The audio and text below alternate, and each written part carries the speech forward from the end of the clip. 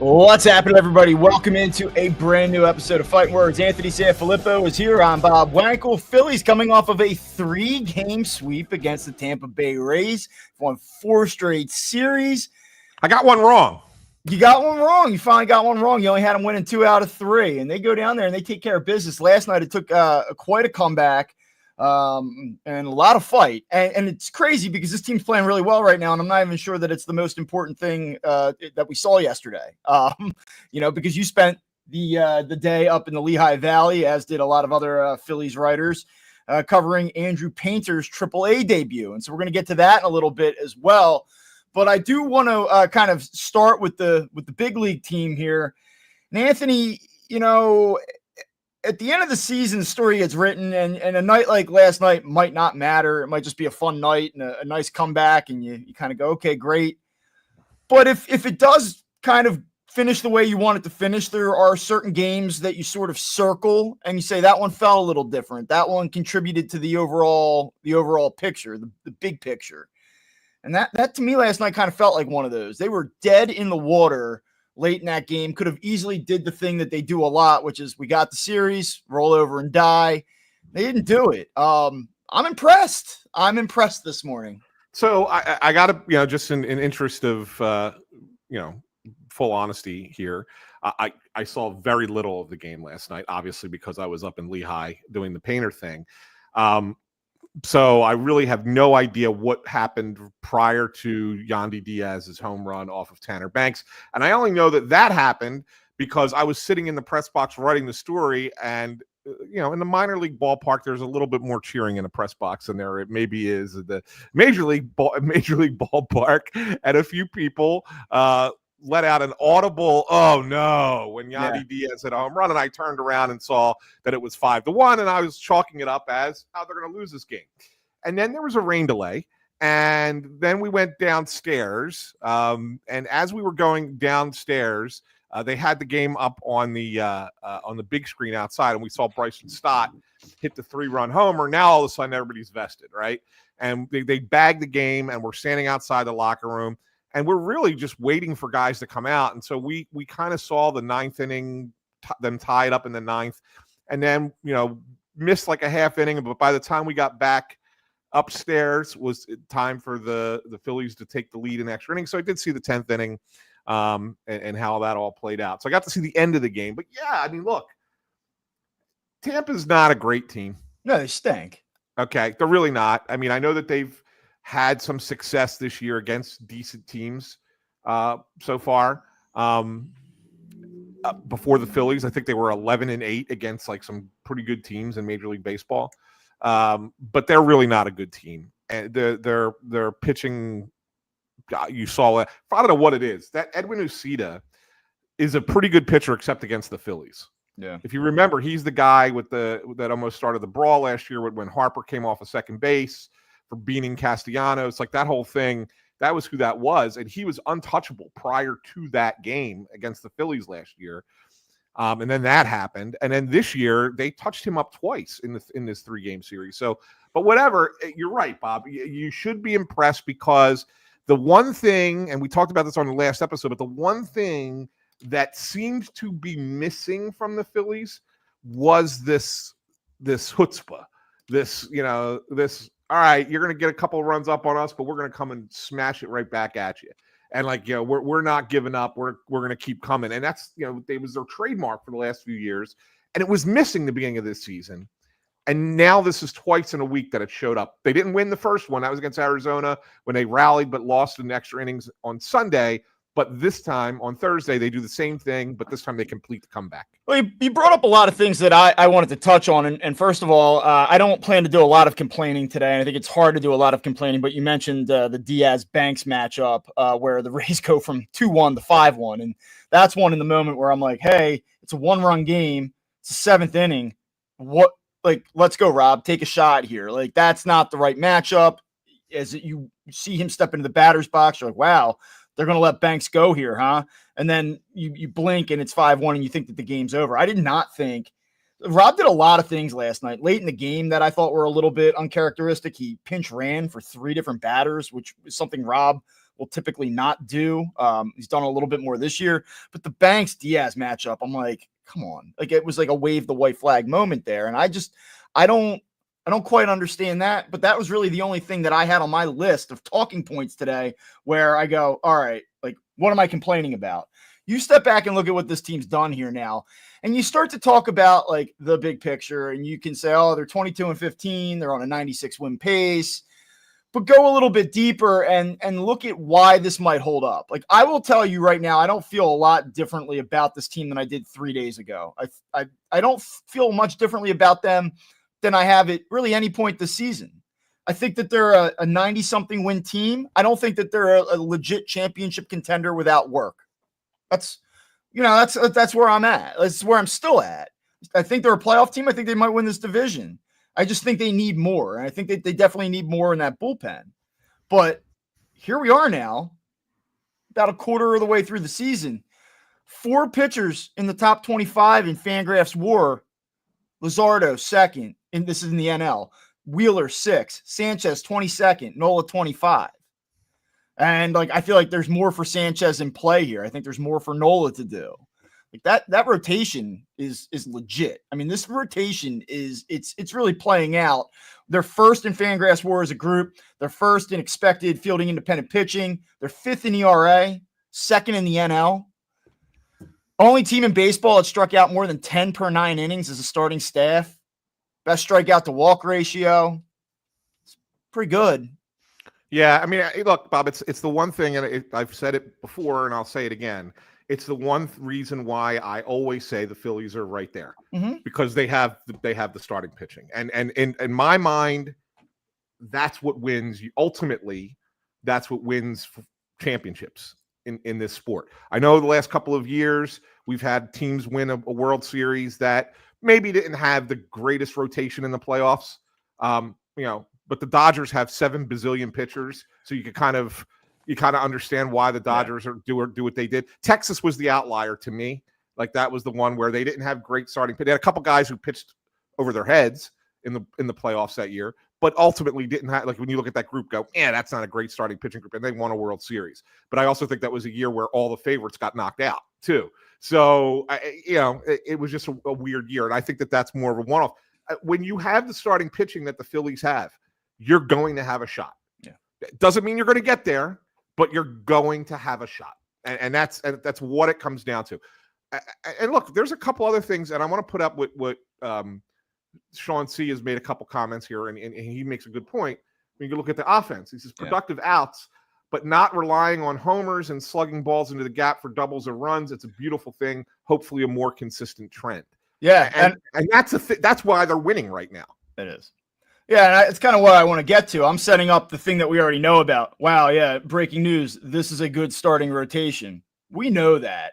What is now getting interesting and what we're starting to see turn is that the offensive statistics are starting to rise as well here.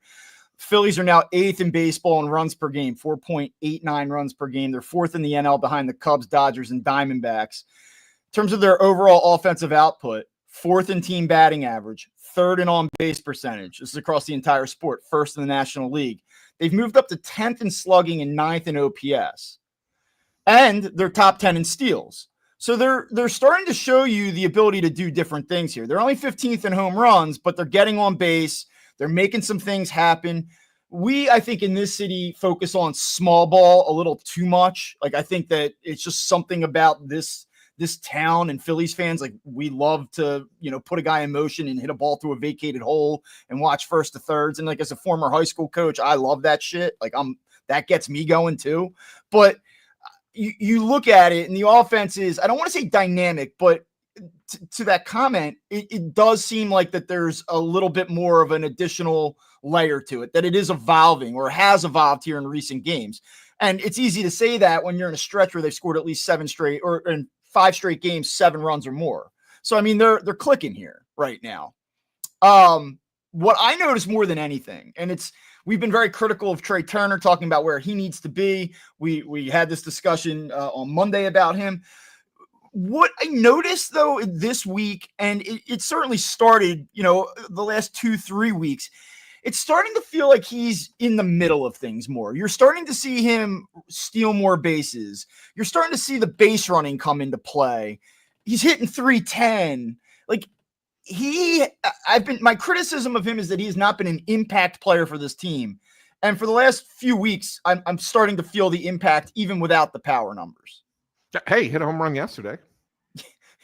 You know, it's funny. Last night they get it to 5-4. Stott hits the 3-run homer, go from 5-1 to 5-4. And I know I don't know if you saw it at this point or could hear the broadcast, but Tom McCarthy is sometimes, I think, like reluctant to call a home run. Like the ball's 25 rows up, and Tom usually lets it ride.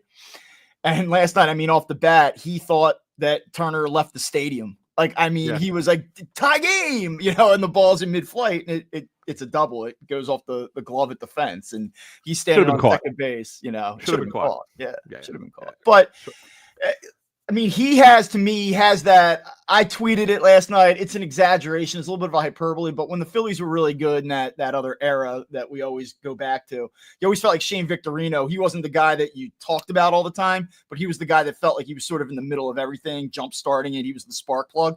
And Trey Turner, to his credit, has a little bit of a spark plug element in his game at the moment. And if he can continue to do that, they're a Bryce Harper getting his head out of his rear end away from I think maybe being pretty dangerous here. Yeah, I mean, right now, if you look at that lineup, everybody's going well except for Harper. Harper's the only one that's not. I mean, everybody else is doing clear. well. I believe, you know, I said get his head out of his rear end. I don't think he's not trying. I also think he's got a stretch in him where he goes nuts and it looks good. And we all say there's Bryce Harper. And at the end of the year, we go, good season. I think that's coming. But right now, that's the one thing that you're like, come on. Yeah. Look, it's an impressive. I thought that, you know, Tampa would give them a little bit of a challenge last night. I really did. And you know, the Phillies have been talking about closing out these series and not getting it done. And this isn't like something that they just started saying. Like, there's a reason that they made the big comeback against Arizona and didn't get it done. Like, they had been talking about it from before that. And I think that one really bothered them. And then to get down 5-1 last night, it was like, we're not doing this again. We're not losing another opportunity to sweep a series again. And to their credit, man. It's interesting to me that it is a point of emphasis for them because you have a veteran group of guys. Hey, winning series in this league is always a hard thing to do, and you just take it and you move on and you stack series victories and blah blah blah platitudes, like the whole thing. So for them to say like, yeah, it's time to do it, for Rob to even come out and say it's something that we've talked about. I think he noted post game last night, the last 4 opportunities to sweep a series after winning the first 2 games, they've blown that chance. And so I think it is interesting that that's something that they've circled and kind of made a point to drive home and finish last night. And well, think about it for a second, Bob. Why is that important? I think I know the answer, but I'm pretty sure you do. But why is that important to have that be a focus? You don't mean in terms of standings, right? You're not talking about. No. I think that the Phillies got complacent last year. And I think that winning the first 2 games of a series and then not playing sharp baseball in a finale is an indictment of that lack of killer instinct. And I think that you want to start, and this might not be where you're going with this, but from my perspective, I want to ingrain that drop the effing hammer mentality every opportunity I can get, and to do that and make that part of my team's identity. Like, we are going to finish. We're going to finish a year after you did not finish. Yeah, and I think it goes back even a little bit further than that, Bob. I think it goes back to losing the series to the Diamondbacks in 23. I mean, you're up 2-0 in that series, and you basically think the series, and then you're up 3-2, and then they didn't finish, right? Yeah. And so, and we know that series sticks with these guys more than any other that they've lost.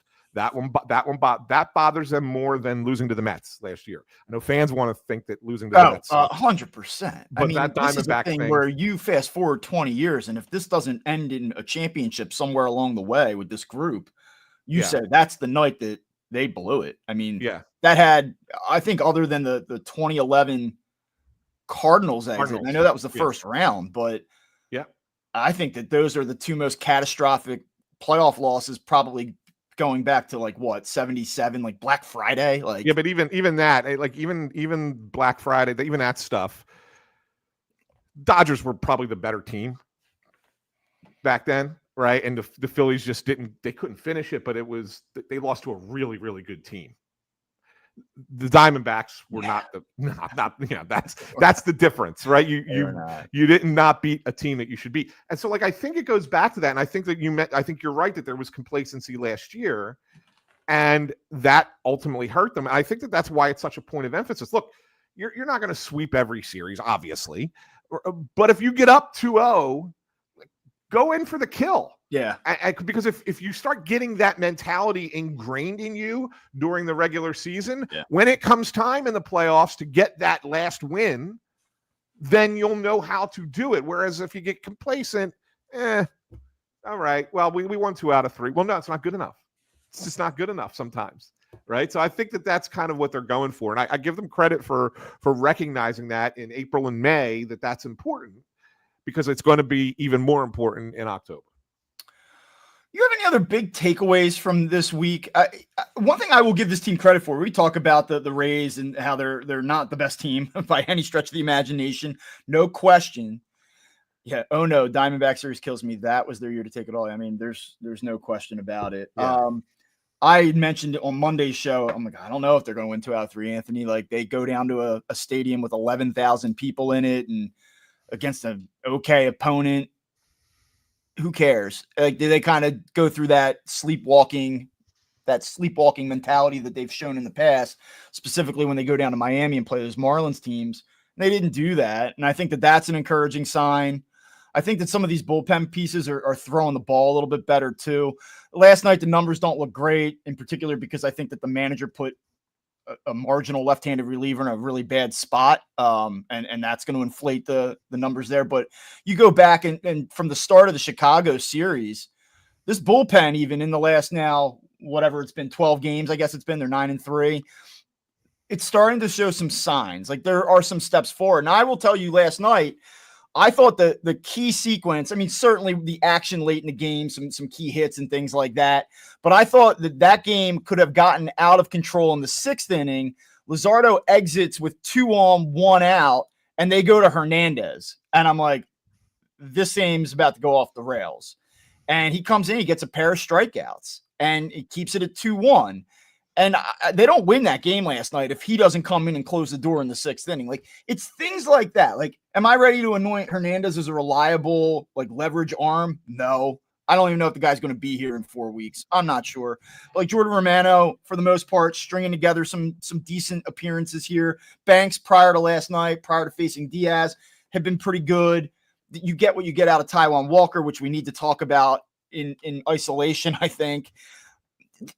This is not a good bullpen. I said the other day, I think it's a bottom 10 bullpen. I think in reality, if I had to like rank it out, I think it probably slots somewhere from like 17th to like 22nd, like just a little bit below average, trending towards like the bottom part of the league. I think you can fix that though. Like, I do think that can be fixed, maybe with some internal improvements. Maybe Walker does give, I don't know. I'm not there yet, but that was really interesting. You go out, you add a piece or two, you take your surplus, Suarez, if he doesn't stick in the rotation in time after 7-8 starts, maybe he comes and becomes a factor. You go outside the organization. I think you can get the bullpen to a place where it's passable and you can compete for a championship with it. I just don't think it's there right now. Yeah, and look, I didn't, like I said, I didn't get to see much of last night. You know, I mentioned the Banks thing like 3 times now, right? Like, my problem with the Banks thing is that Romano's up, like, he's throwing, he's ready to go. Well, and then you see him in the 8th, and you're like, well, just go to him. Like, yeah. I guess my criticism, again, not having watched it, so I shouldn't be offering criticism, but Yandy Diaz is the one hitter in that lineup that can do damage for them. Yes. Like, why are you allowing that matchup to take place? All right. And I think that's probably why you're asking that question and why it's a fair question.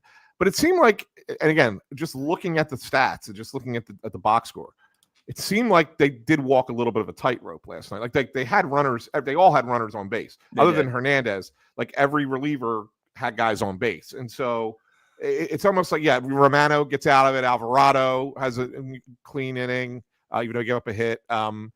And Strom obviously starts with the runner on base, but he gives up a hit as well. Like, it's almost like they did walk the tightrope a little bit last night. Yeah, I just look at Romano, and it's like you have this guy under contract for $8 million. You're hoping that he's a factor for you. We're talking about his ERA being down under 10, like low bar we're talking about here. But in fairness, 5 of the last 6 appearances have been scoreless. Like, you have to start somewhere. So you are seeing baby steps. Am I ready to say like 9th inning guy, 8th inning key moment? Last night, yeah. I thought that was better than the alternative, which is rolling with Banks, or I guess that was the 7th inning. They are very clearly a piece short, and I don't know what Kerkering's deal was last night. He did not factor in. I thought there were spots where you might go to him, use him, but he's obviously been struggling. My overall point, though, is if you go back over the last 2 weeks, the bullpen numbers are more middle of the road than they are consistently awful. Like, there are like flickers of hope that you can kind of look at and say, like, all right, maybe it's not that bad. The Romano thing, you saw it last night, or maybe you didn't see it last night, but he's in the game and he cannot hold on runners. Like, teams just they can do handstands and just walk into second base on him. And we've seen that show before. We've seen that with Craig Kimbrell. Like, you worry about stuff like that. Yeah, you're giving him. But if you can get him to at least be a viable guy that can locate 98 and not kill you with a hanging slider every time he's out there, then you're like, all right, that's an option. Like, they just need options. And right now it's getting a little bit better. A little bit. We can't. I'm trying here. I can't come on here and rip apart the Phillies today. Like, I have to take the positive spin on it. No, yeah, you have to. They've won 9 of 11. I mean, you have to. So, look, Bob, I mean, I think you're going to run into a little bit different challenge this weekend in Cleveland. I don't like the Phillies tonight, by the way. No, the Guardians they're a good team. Yeah, they're a good team. And this is the NOLA cool down game, right?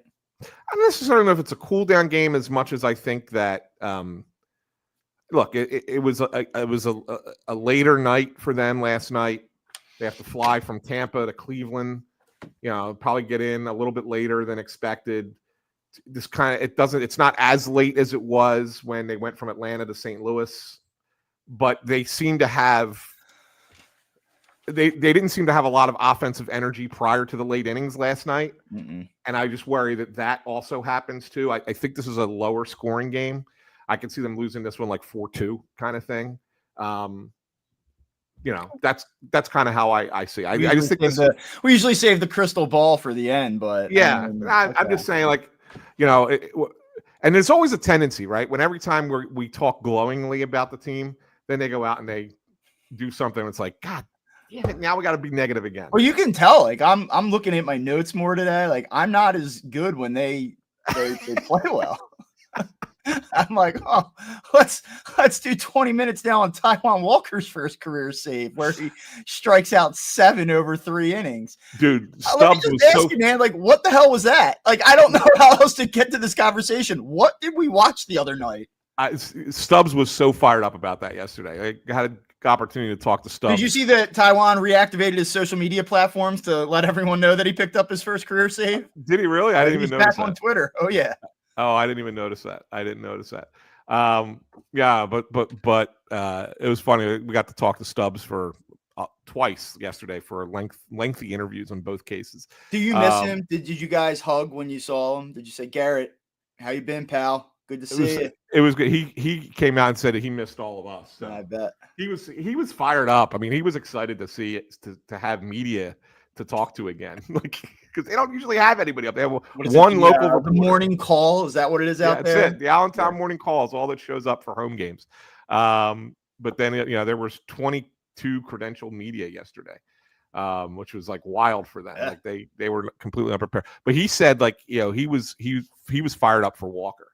Like, and he said, and it's interesting because it's a lot of what we talked about really with Stubbs as a guy, when we talked about him going down to AAA.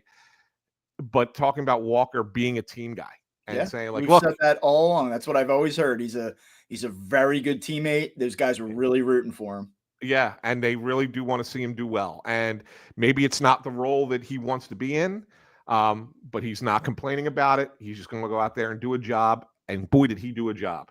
Do you think he's got like a little bit of like little fire in his belly over this whole thing? Do you think he's like he understands it, right?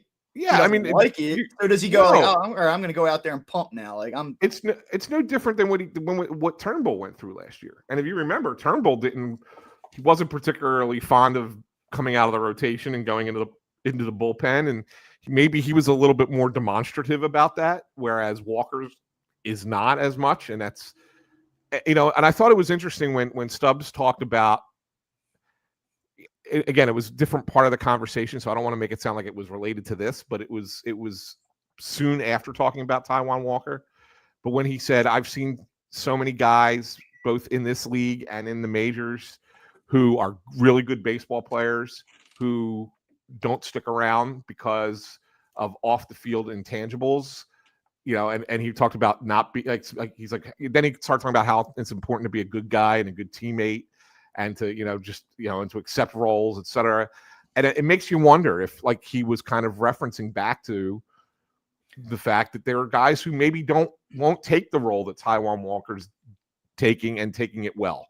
And that's so that you got to look at it from a positive from that perspective. I'll state the obvious. Like the guy's under contract for $18 million the next 2 years, and he has been terrible here largely, so he really has no choice. But what I will say, and I think this sort of echoes, what your point would be. A lot of guys would maybe just say, "I'm cooked." A lot of guys might just say, Who even cares at this point? I give him a lot of credit for hanging in there and making himself a usable major league pitcher. Now, I don't know. Part of me is like, is there a pixie dust quality to this whole thing? If we're 31 1/3 in, 2.30 ERA, like a 1.24 WHIP. These numbers, by the way, like his career regular season, he's a 10-year major league vet.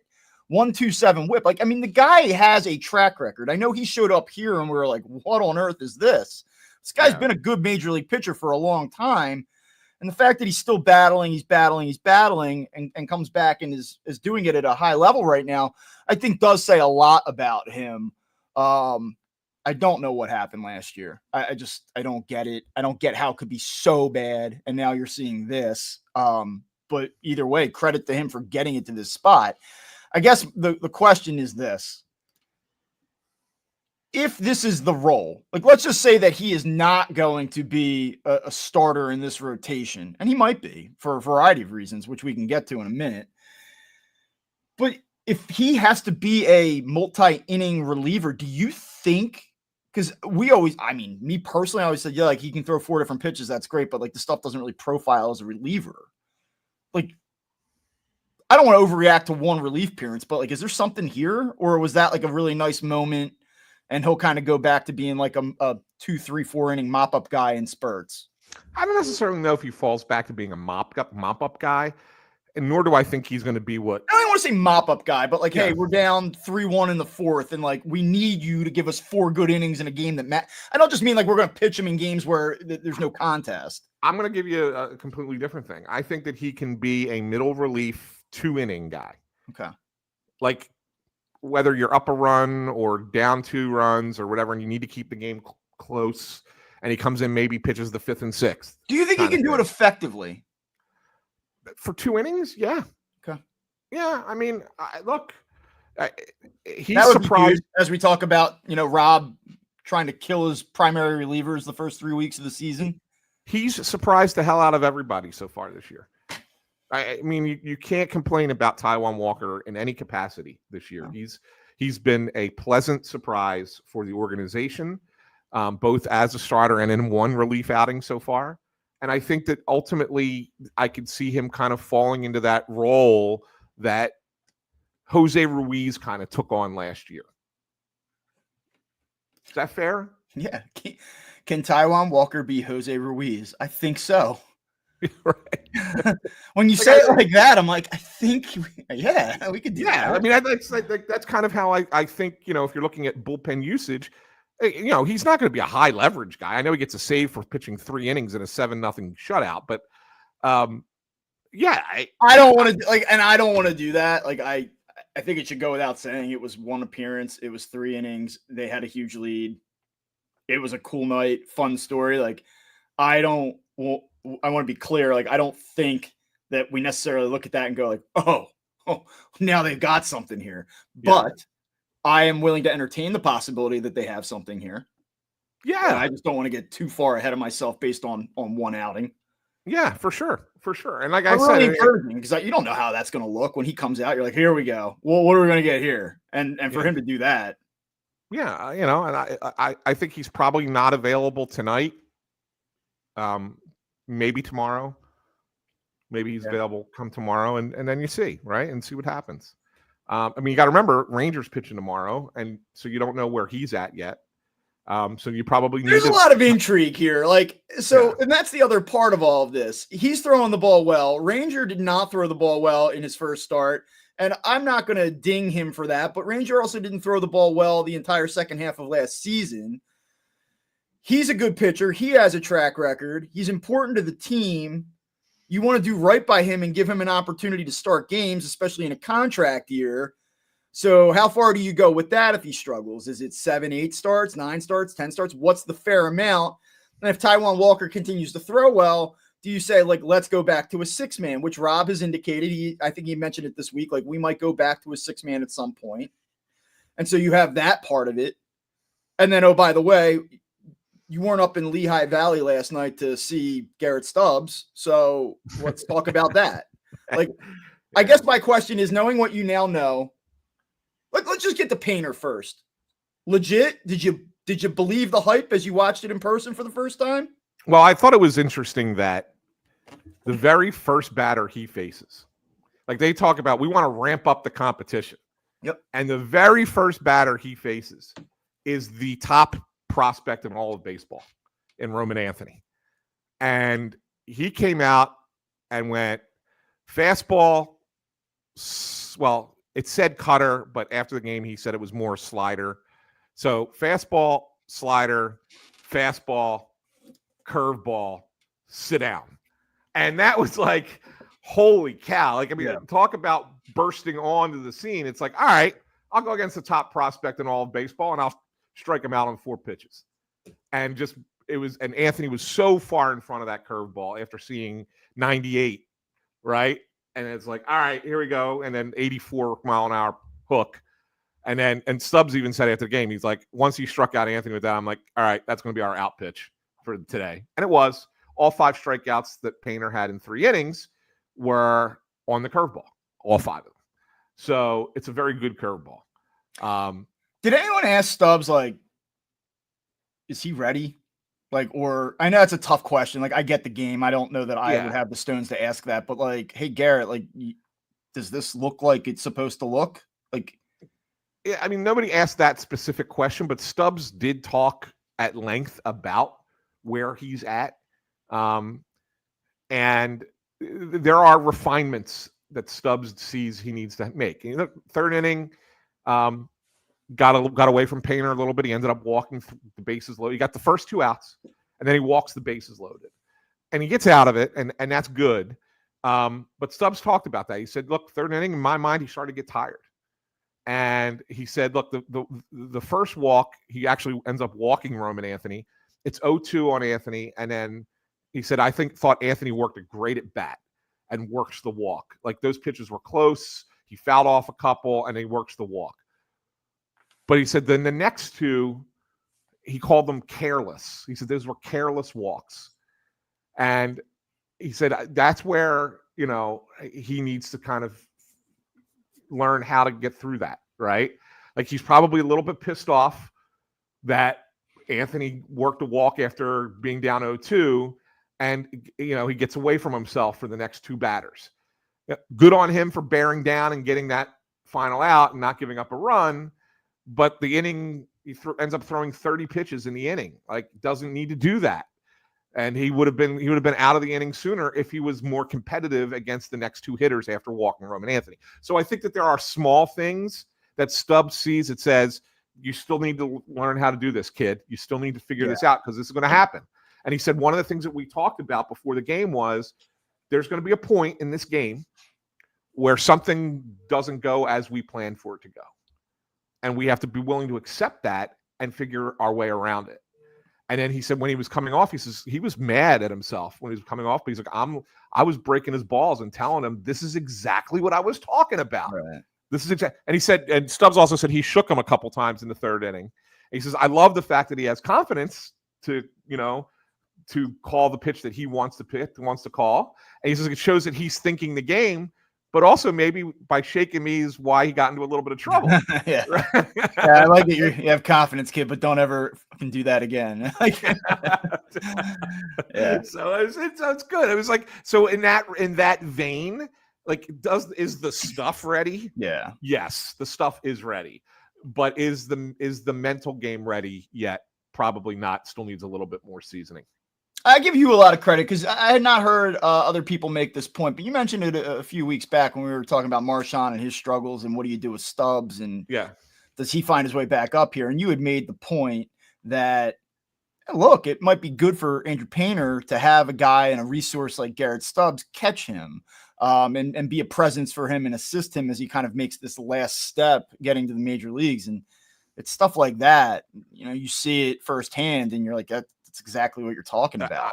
I asked the Lehigh Valley manager, Anthony Contreras, I asked him, what kind of impact Stubbs has had on this team.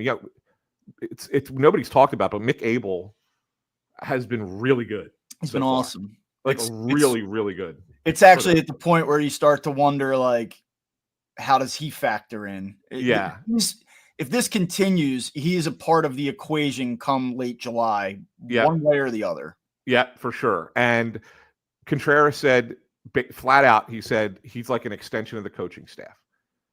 And Stubbs said he talks to Caleb Cotham regularly about the pitchers, about their development, about where they're at and the reports and the game plan, how they want to, use these guys. And not just Painter and Abel, but maybe some minor league relievers too, who may eventually come up and get an opportunity with the Phillies at some point this season. So Stubbs is really an important piece for the organization, even if he's not on the major league roster, because of that. And I think that was the story that I tried to convey when I wrote it yesterday before the game.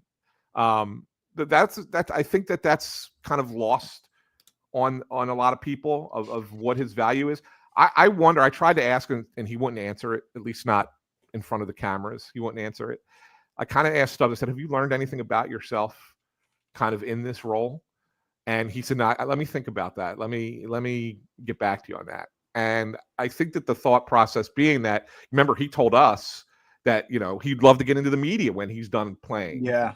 Right. Like, and we know he'd be good at that. He's very gregarious. He's a good talker, right? He knows the game, but because he also knows the game, maybe coaching is something that he would. I think he would be very good at both. I don't know what he wants to do. I don't know how he wants to spend his time, but I have to just say, if you gave me the lifestyle of being really good in front of the camera and having a great energy and people like me and you have a profile, it's so much easier to do this than it is to grind through it as a coach. It's just, to me, it's like, how do you go do that? Like, yeah, especially at a minor league level. That is a grind. There's not a lot of glamour in that. You've really got to love the game and developing and the relationships. And, for some people it's a slam dunk decision, but I don't want to be critical of like the current landscape. All I'm going to say is that if Garrett Stubbs said, like, I want to be a part of this media ecosystem of the Phillies, you find a way to do it. That's all I would say. Yeah. He would be an immediate, again, like, I don't mean this in a derogatory way, but he would be an immediate upgrade, benefit, addition, like whatever. Yeah, for sure. Okay. Let me but just to wrap, I mean, Painter on the whole, was very good. On the whole, two innings was fantastic. He let 2 batters get away from him in the 3rd inning, but he found his way out of it. Okay, so mid-June? I still think mid-June. Yeah. I still think it's 6. I still think it's 6 starts in AAA, and then he comes up. All right, so then here's my question. On July 15th, what is the Phillies rotation? That's a great question, Bob, and we've had on July 15th, when it all shakes out, the dust settles. Yeah, no, we've had a few people kind of bring this up. I mean, Sean asked this earlier. He said when Painter comes up and you have to make the decision, would we move to the bullpen? It's a good crisis to have. I think that you're probably going to see for a little bit a 6-man for a little bit. Look, ultimately, let's say he comes up in mid-June or mid to late June. How many starts is Andrew Painter making for the year? I think it's going to be like 12, 13 starts. It's only going to be like 80 innings, 75, 80 innings. That's really it at the major league level. How do you make that work? You can't assume health, that everybody's going to be healthy for the whole year. It would be remarkable, but it just doesn't really happen in baseball. So somebody's going to go down. But if not, and it's July 15th, Ranger Suarez probably goes to the bullpen. Yeah, I mean, that's the first step. Come October, unless Andrew Painter comes in and is Paul Skeens right away for the Phillies, he may be more David Price in October. Okay. Yeah, I think that was going to be my next question. You get into a 7-game series. Who are your games 1, 2, 3, and 4 starters? Yeah, it's probably Wheeler, Sanchez, Luzardo, and Nola are your starters. I'm not sure what order. You might want to split up the lefties just to not have to go back to back. Problem to have, I guess. Yeah. Is Ranger Suarez? Let me ask you this. Let's like make it a little uncomfortable here. Some predictions. I know that you're always a phone call away, and the contents of that phone call can change these decisions in the blink of an eye. But is Taijuan Walker on this team in August, or do they say, hey, this guy's throwing the ball pretty well, we might have someone that will take on some of this salary that could use him, this 25 version of Taijuan Walker? You think that it's still more likely than not he's here later this summer? I do, and we had this conversation yesterday. I was sitting there with a couple of writers, and we were talking about it. And I think that it's more likely that you hope that Taijuan has a really good year in this role for you, and that he's movable in the offseason, and you don't have to eat as much money with 1 year left on that contract, right? I think if you try to move him at the deadline, you're probably going to have to eat a lot of the salary, even if he's pitching well. I think you're still going to have to eat a lot of the salary. I think if you get he'd have what about probably around that time, 25, 26 million left. Well, yeah, I mean, it's like a year, a little less than a year and a half. So, so a year and a half would be 27. So about 25 million. You probably have to, if you had to trade him at that point, you'd probably have to eat a year.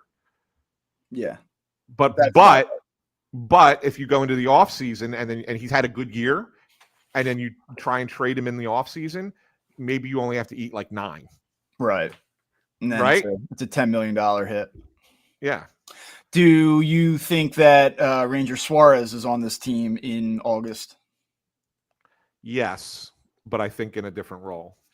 All right. So you kind of think it's trending in a way that Ranger Suarez is going to get a shake in the rotation. It's going to be up and down, and he ultimately slides out. Yeah. I agree, by the way. I love Ranger Suarez. I guess I feel like he is sort of the odd man out, but I firmly believe that they will give him an opportunity to show that, you know, and it's going to be up to him to say, no, I'm not giving this up and go pitch like it. Yeah. And as Sean points, I wanted to just mention this. He says, Zach Wheeler hates the extra day of rest. Hope a potential 6-man works out. They're not going to force Wheeler to take extra days. Like whatever the 6-man rotation is, they'll keep Wheeler on his schedule and maneuver other guys around. So they have ways of doing that. Okay. So Suarez is here. Walker is here. Yeah. Everyone is here. Who are the outbound pieces in a potential trade? Because look, like I want to get ahead of that. Like we could talk about, what do you want to talk about in the next 5 minutes before we shut it down? Do you want to talk about Brandon Marsh's 2 for 4 night. He's 5 for 11 since coming back. That's encouraging. Johan Rojas had a squeeze the other night on a pitch inside that he handled pretty well. And last night he almost gets picked off, and it would have been a nightmare. And because he almost got picked off, they threw over again, and then he ends up on third. Like his base running was bad enough that it actually like worked for him. Like I don't know, man. Like I'm wrong, I guess. Like he continues to get on base. He continues to make things happen. I'm just gonna ride the wave. Like, talk to me in a year from now. I don't think we're gonna love what we see, but right now, go ahead, play the guy, get him in the game. He's always making something happen. It's like just pure chaos. Sometimes I think it's negative, but like maybe the negative chaos creates an impact on this team's overall energy. Like, I don't even know how the hell to explain it, but go ahead, ride the wave. I still think, even though they're playing well, Rojas is playing well. Marsh has looked better since. Did your throat close when you said that? I threw up a little in my mouth when I said it, but I still think that's target number 1 at the deadline. Yeah, center field. Okay. I still do. So like, and that's my question. Like, it all kind of comes back to what I want to talk about, which is like, we think that this team's pretty good. They have the pitching to be in it. They obviously have to upgrade a bullpen. We think that they probably need another piece in this lineup, despite the fact that it's going well right now. There's going to be stretches where it doesn't, and we're going to talk about the lineup and the vulnerabilities and the deficiencies. So it probably does come back to an outfield spot. Like, who do you trade? How do you get this piece? Who are the people that go out? Like, that's what I'm coming to. Is it Brandon Marsh? Is it Johan Rojas? Is it Crawford? Is it Miller finally? Like, who is it? I don't think it's Miller. I think Miller is still, I think he's still considered untouchable. I think they know that they have a defensive deficiency at shortstop, and they need to rectify that sooner rather than later. So I think that Miller is more untouchable now than he was before.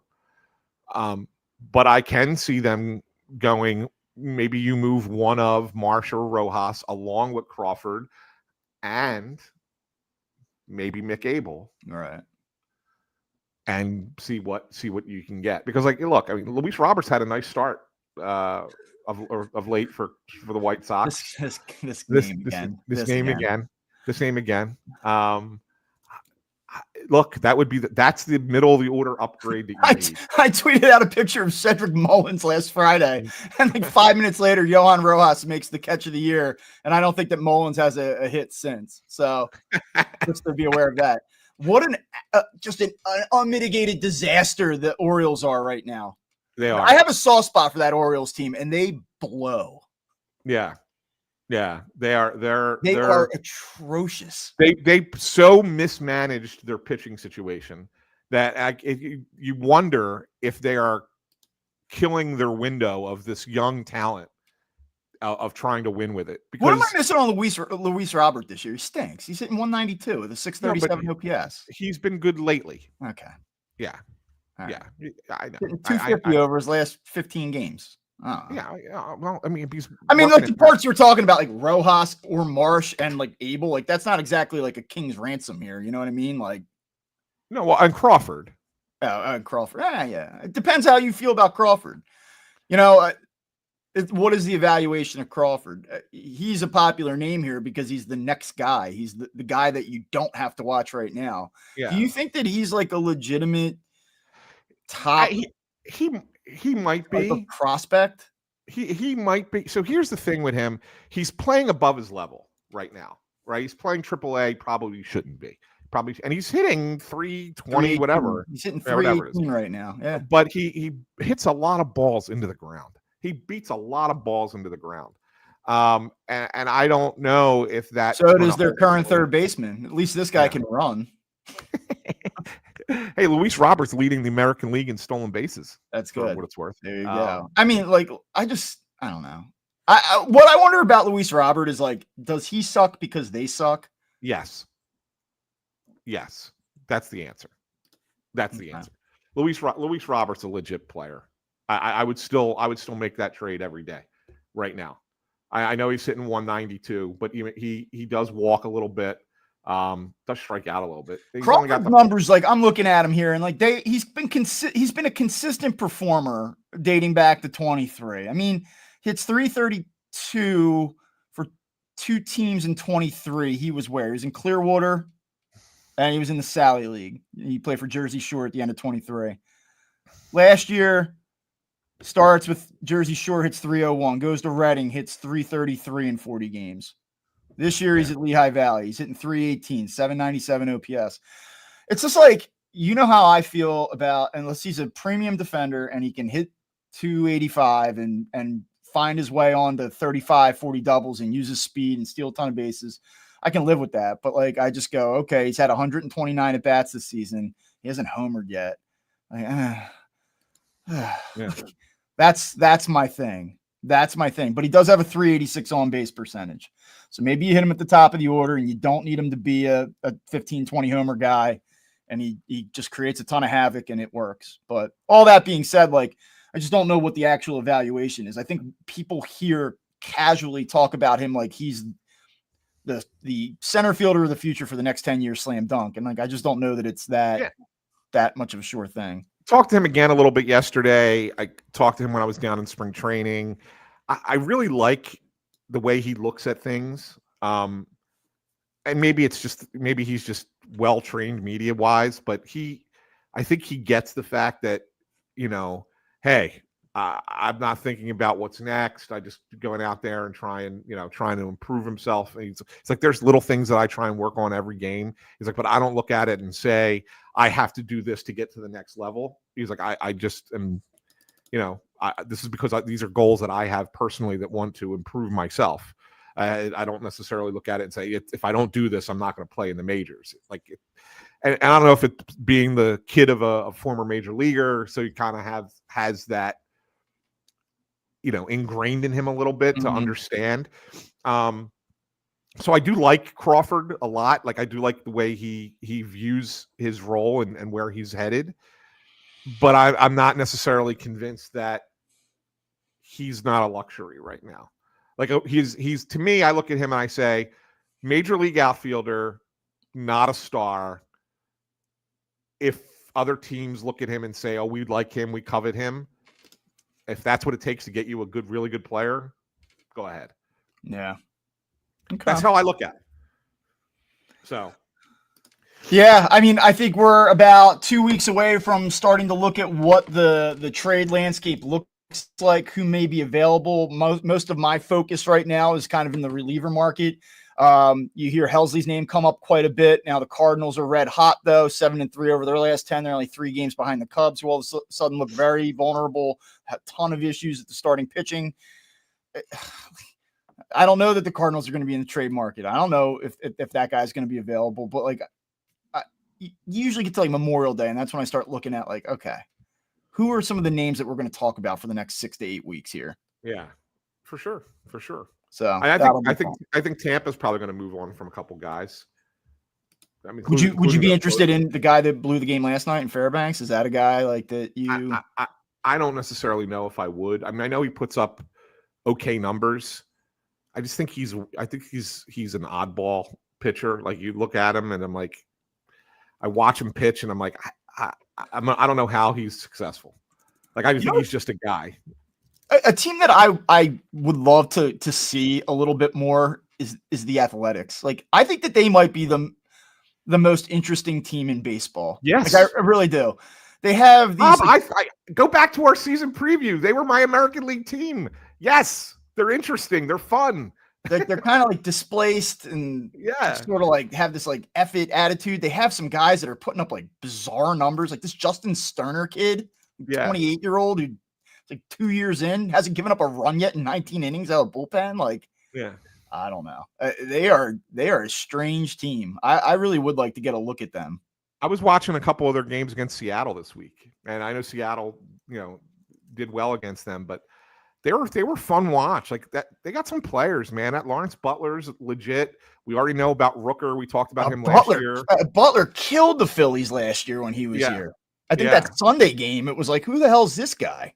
Yeah, where did he come from? He's legit. That their shortstop, Jacob Wilson, Yeah. He's gonna be a 300 hitter for his Dude, he's hitting career. he's hitting 357 right now. Yeah, he's really good. And he's only walked really 6 times. He's the guy Yeah. that like was hitting whatever a couple weeks ago, right? He's hitting like 340 and hadn't walked yet. Yeah, but he'll figure it out. It's it's really his rookie year. I think he got 90 at bats last year. So yeah, he'll figure it out. Look, Langoliers is not a great batting average guy, but he hits for power for a catcher. You know, he's like Cal Raleigh in that regard, maybe just a poor man's version of Cal Raleigh, but I mean, like they've got some people there, and their pitching staff's not bad. Yeah, I like the Sears guy. He's been decent for them so far. Yeah, Severino's been okay for them.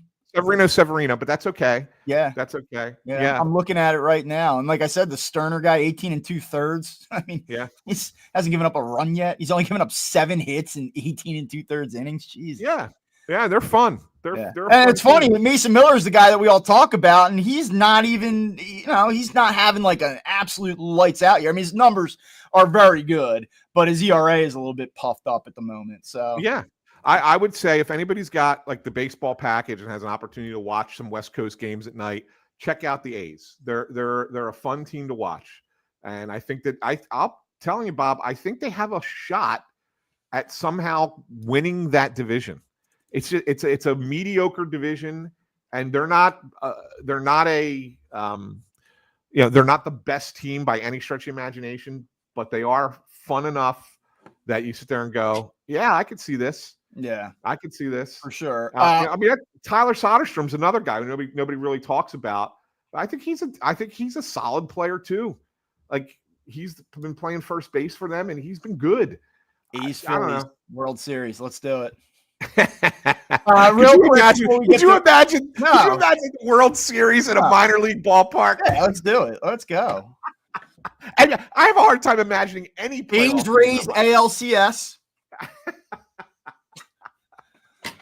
All right, real quick. One other thing I wanted to point out. Remember a couple weeks ago when we were like, everybody that the Phillies let go of is awesome, and everybody that the Phillies kept sucks. Gregory Soto this morning, 4.85 ERA, 1.62 WHIP for the Orioles, stinks. Sir Anthony Dominguez got off to a good start. He's up to a 4.63 ERA with a 1.46 WHIP, stinks. My boy Jeff Hoffman, this hurts me to say this, but what the hell is he doing lately? So he came out on, let's see, I have his game log up here, May 6th against the Blue Jays. He goes 1/3 of an inning, gives up 3 hits. He gives up a pair of home runs. He comes back the next night, 1/3 of an inning again, gives up 3 hits, 3 earned runs. His ERA is up to 4.24, 106 WHIP. Still having a nice season, but he's had a couple blowups here lately as well. Ugh. Against the Angels of all teams, too. Yeah. Right? Yeah. Struggling against the Angels here this week. Up until that point, though, obviously he'd been very good. He did give up 6 earned runs, though, over his last 2 appearances, spanning just 2 outs recorded. So that's not going to be good for your ERA. No. It's 6 hits and a walk, too, in that time. Yeah. So not good. Certainly not good. Look. What's Austin Hayes up to? I've not checked in on him. He's hurt again. He's on the IL. Right, so look, everyone. The Hayes, Soto, Dominguez trio isn't going to sink the Phillies, it looks like. Just being fair. I mean, like I was like, jeez, man, like what the fuck? A couple weeks later, doesn't look so great. Yeah, I mean, and Carlos Estevez, he's still doing. He's been okay, dude. Like the thing with Hoffman, I don't know. He could finish the season with like a 6.5 ERA. I just like the guy. Like I just think him at his best, or him at what he had been for the Phillies in 23 and 24 is exactly what this Phillies team needs right now. Like if you're like, what could you acquire other than like stud outfield bat from the right side? I'd be like a guy that threw the ball like Hoffman in 23 and 24. Like that would go a long way, because I don't know what Jordan Romano is. I don't think it's great. It's probably fine. And Ryan Kerkering, man, like they got to figure it out, because they still haven't figured it out. He still doesn't look like himself. No, he does not. And that's why I keep harping on the fact that if everybody gets healthy and you need to make a roster move in that bullpen, maybe he's the one that gets optioned. Yeah, some self-discovery stuff. Yeah. I keep saying it, and I'm going to say it till I'm either right or I'm wrong. and I think that's something that they really might be considering. All right, one last thing, and say it slowly so I can Google what you're talking about to sound educated when I respond. I'm gonna bring up something that was a one last thing in spring training, and it's now a one last thing again because it has reared its ugly head yet again. In Boston, we talked about, we mentioned, I don't know if it was last show or a couple shows ago, Tristan Casas out for the year with that injury. So the Red Sox don't really have a first baseman. So they've asked Rafael Devers to go play first base. He basically told him, go pound sand yesterday. Yeah. How bad is that? Like, I mean, a lot of people looked at the Red Sox as a real World Series possibility in American League, and they've been mediocre at best so far.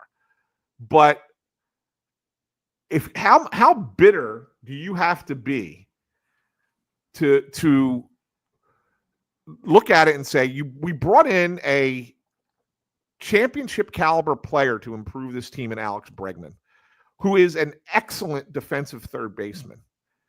And I am so selfish that I refuse to do anything other than hit. Now, he didn't even want to be a DH when it happened. He wanted them to play Bregman at second. They ultimately put Bregman at third, kind of take his position. So then he becomes a DH. And now when they need him to play first base, he's like, nah, ain't happening. Sorry. Yeah. Like, what do you do with a player like that? And he's a hell of a player, Devers. He's a hell of a hitter. He's a really good player.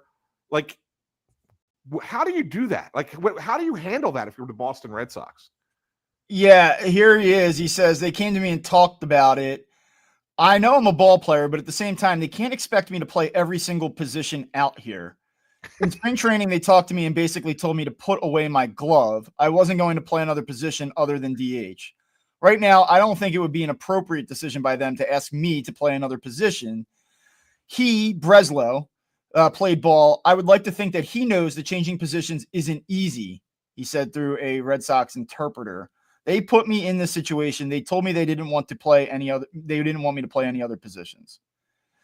And then he goes on to say, now they should do their jobs essentially and hit the market and look for another player. I'm not sure why they want me to be an in-between. Next thing you know, someone in the outfield gets hurt and they want me to play in the outfield. I know the kind of player that I am, and that's where I stand. Simply put, like, if we can just be direct here and earmuffs in advance, if you're driving around in your car streaming this and you got the kids in it, here's your chance to turn us off. He's basically saying to the Red Sox, go fuck yourselves. Yes. You know, yes. And that's it. Like, I wanted to play third base. You took away my glove. Well, guess what? Now it's staying in storage. That's all. I would like to think that the Phillies' current roster, there's not a guy here that would have that reaction. Do I feel bad for him that they said, like, we don't want you to play third base anymore? Like, does the guy have a right to be irked by that? Maybe. I think that's debatable. I think it's fair to say, like, even if you're bringing in a guy like Bregman, like, all right. They're not asking him to go behind the plate. They're asking him to go play first base. Yes. I don't know, man. That's tough. What do you do if you're the Red Sox? Yeah, I don't know what you do. I mean, what's his contract situation? He's your star player. Like, what do you do?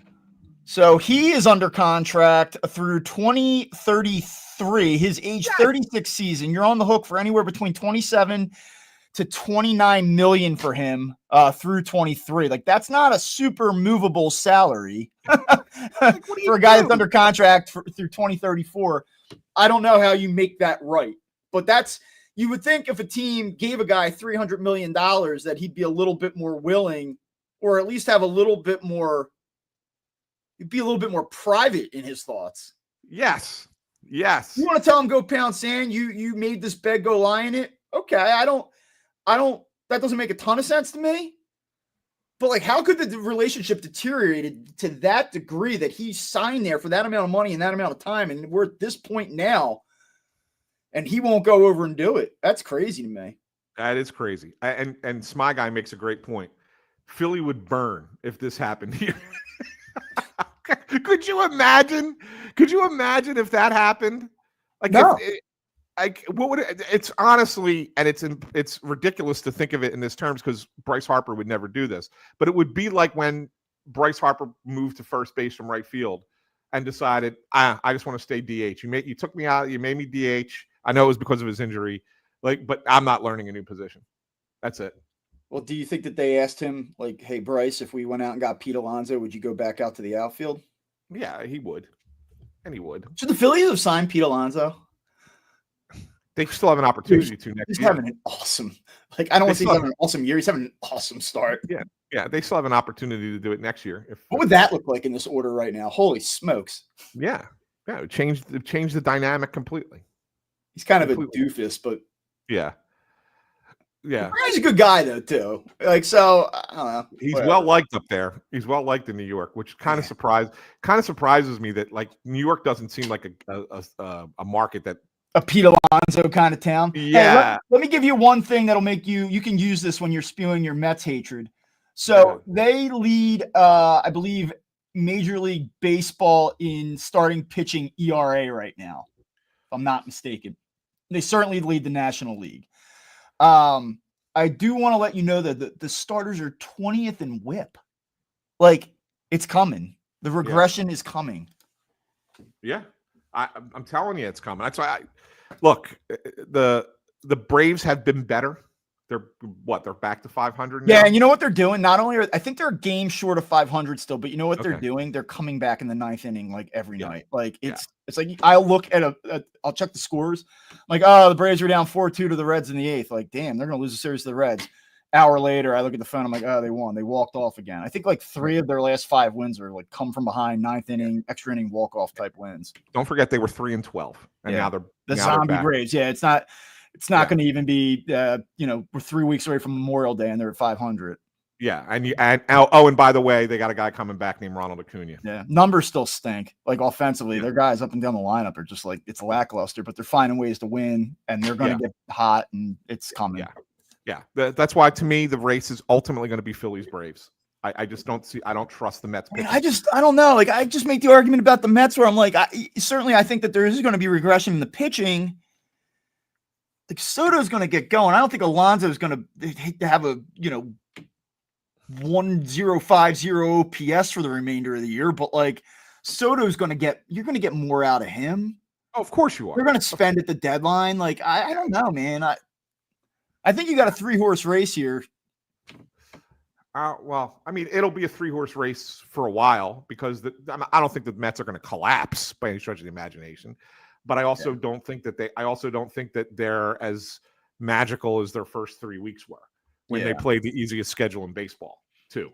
I mean, and yes, they swept the Phillies. I don't want to lose sight of that. But the other thing is that you look at.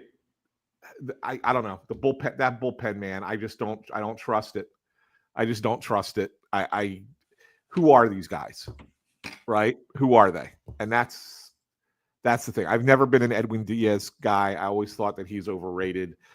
But freaking Max Kranick, Huascar Brazoban, Reed Garrett, Ryan Stanek. I mean, who the hell are these guys, Bob? They're guys. They're just guys. They're middle relief guys, and they're pitching over their heads. I don't see it. I think that's where the regression is going to come in. All right. Well, get us out of here.